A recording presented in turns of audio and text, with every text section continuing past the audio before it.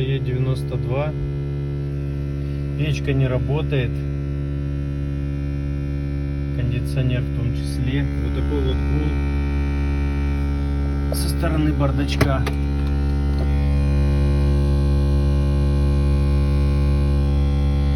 Что-то вообще непонятно, как будто какой-то трансформатор работает.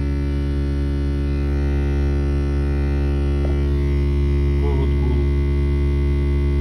Причем не прекращается.